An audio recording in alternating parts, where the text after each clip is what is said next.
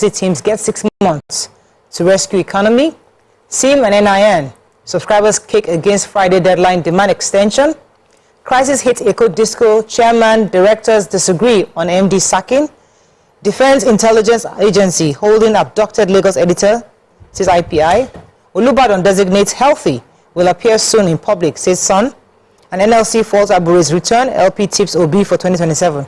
Okay, which story?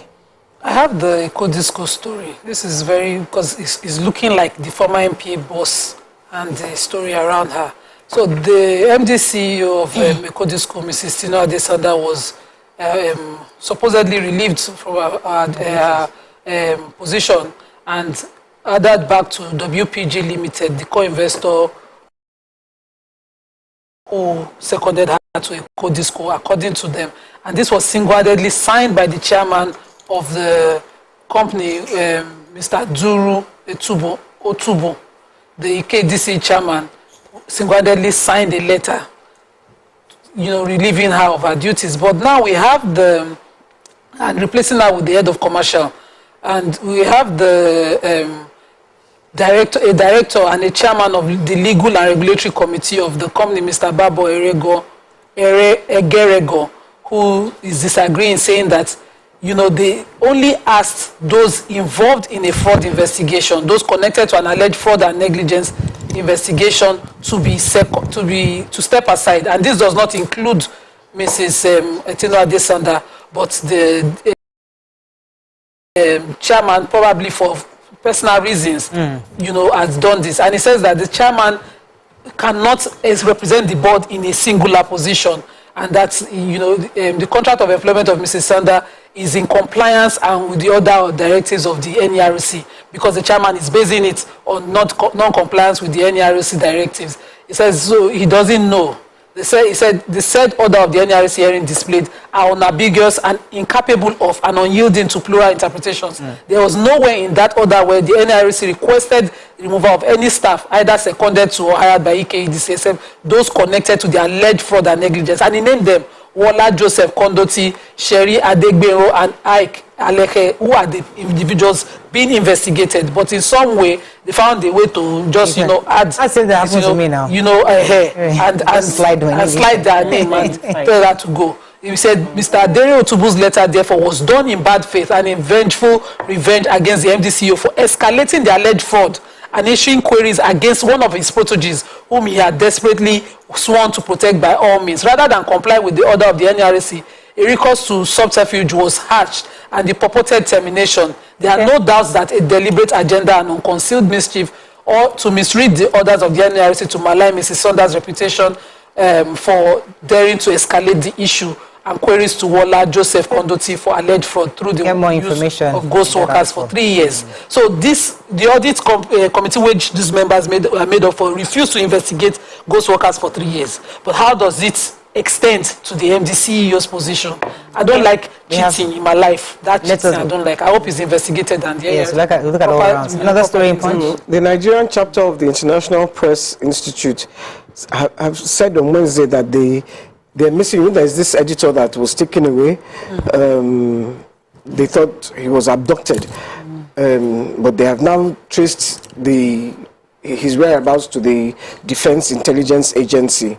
The army had told the Punch that he had no hands in the arrest of the editor, but somebody who, on the condition of anonymity, had said that he's in the agency, the DIA. His wife says he's asthmatic and he has an ulcer, and nobody has had access to him for 12 days.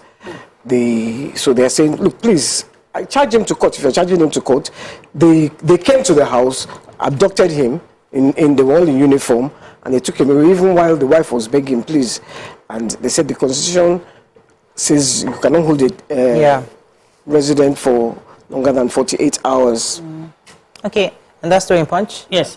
So, SIM, NIN, subscribers kick against Friday deadline demand extension. Yes, because like last week, I went to Glo office because they kept threatening to cut off my line. And I was wondering why, because I'd already imputed my name online, right? So why are you threatening to cut me off? And I went to the office and it was a rigorous process. So Yes, so let me take what they said on that. It said the National Association of Telecommunications Subscribers has requested that the Nigerian Communications Commission extend the deadline scheduled for the disconnection of telephone lines not linked to the national identification numbers beyond Friday, March the 29th, 2024.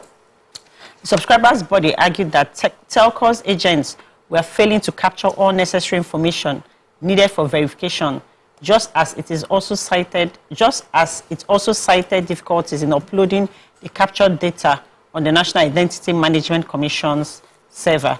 So yes, I think they should extend it because you pay for your subscription, they tell you to input it online, and then you still have to go to their office. Glow office is in VI. I had to go all the way to VI, sat there for like 3 hours just to do this. It doesn't make sense. So they should figure a way out. And when you still get there, they're not... When is the deadline?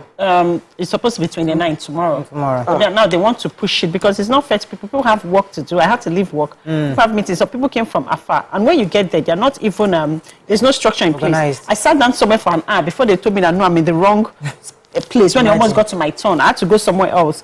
Then their boss now came out. Organization. Yeah, their boss now came out to say, oh, someone else will attend to us. We saw that the person said no, but their own laptop is not meant for NI verification. It's meant for new SIM.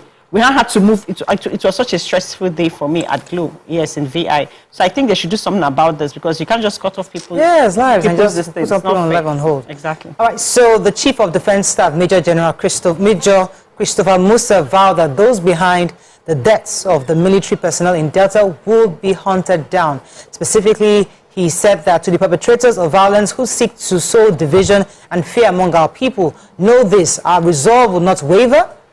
We will hunt you down, bring you to justice, and restore peace and security to every nook and cranny of this country. He admitted that though the death and grief of those really affected them, the perpetrators would pay for the deaths of the soldiers, and they would definitely, their evil actions that has caused pain and suffering to families would not go unpunished. Okay, moving on quickly now to Daily Sun. Tinubu offers scholarship to slain soldiers' children. Ohanaeze demands more states in Southeast. Dangote, Elumelu, Cardoso, Rabiu, Agbaje appointed into Presidential Economic Coordination Council. Government supports ginger farmers with 1.6 billion naira worth of inputs. Eco-disco crisis escalates as shareholders fight over control.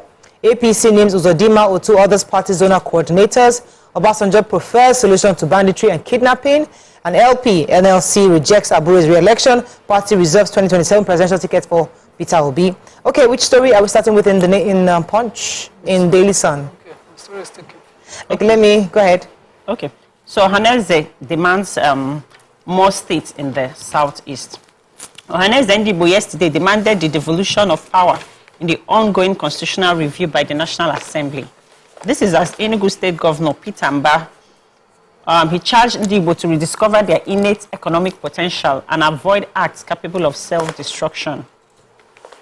President General of Ohanaeze, Chief Emmanuel Iwuanyanwu, who stated this at a retreat for Igbo leaders in Enugu, also reiterated the call for creation of additional states for the Southeast, noting that the Igbo were not happy with the skewed nature of the 1999 Constitution. He stated that the group still stood by its Oka Declaration on Constitution Review after the 2018 Special Summit. Yes, so they're asking for more states, and I'm sure this also has to do with when it comes to the allocations. Resource control. Yes, resource control. So that if we have more states in the Southeast, time for allocation and resource control, the Igbos can have more share. Bigger share. Can they just make every street a state? So that we can all get this allocation? All get the allocation. I'm telling you, right? Let's see how that goes with the constitutional review, and let's see what's going to see what happens. Yeah. The National Agricultural Development Fund, NADF, are providing support valued at 1.6 billion naira input package to ginger farmers in 3 states, including the FCT. The input support is under the GREAT package, which is ginger recovery, advancement, and transformation for economic empowerment. So if you're a ginger farmer, this is good news, especially if you're in those states. He disclosed that the launch of the Ginger Blight Epidemic Control Task Force Support Initiative, supported by the Office of the Vice President. According to him, 15,000 ginger farmers across Kaduna, Plateau, Nasarawa, and the FCT were affected by the recent ginger blight epidemic in the country and will be supported with these funds. So hopefully those within that sector can enjoy the opportunity. Vanguard. Yes, let's find a story. We've not taken calls for stoppage of ex-governors and presidents' pension raise dust. Abu re-elected, LP national chairman as NLC kicks. Fears over debt sustainability mounts, threatens CBN's bid to tame inflation. VP Shetima expresses confidence as Naira strengthens further. Dangote, Elumelu, others set up economic, listed as Tinubu set up economic committee. And let's see, I think that's the story. Shada, who has the story in Vanguard? Okay, so I have the vice president's story. So with the Naira appreciating to 1,340 to the dollar on Tuesday, between 1,340 and 1,350 to the dollar, and in the official market, Naira had a 0.2% gain at 1,300 per dollar. He is expressing and reassuring Nigerians that the Naira will continue to gain and Naira will continue to stabilize in the coming weeks and months. And this is validated by the position of the CBN Monetary Policy Committee, which raised its monetary policy rate by another 200 basis points to 24.75%. The MPC continues to focus more on stabilizing Naira and prioritizing this stability against the inflation rate. So we have a positive light. All right. Take one more story and then we're done. Okay, fears over debt sustainability mounts, threatens CBN's bid to tame inflation. Amidst fresh upsurge in public debt, financial and public affairs analysts have expressed fears that Nigeria's debt service ratio may become unmanageable, while more borrowing is beginning to crowd out private sector funding. Nigeria's total public debt stock rose by 10.73% quarter on quarter to 97.34 trillion naira in the fourth quarter of 2023, from 87.91 trillion in the third quarter of 2023. Wow, that's a lot. Okay, that's all we can take on Front Page Review. When we come back, we want our sponsored segment. Stay with us, we'll be right back.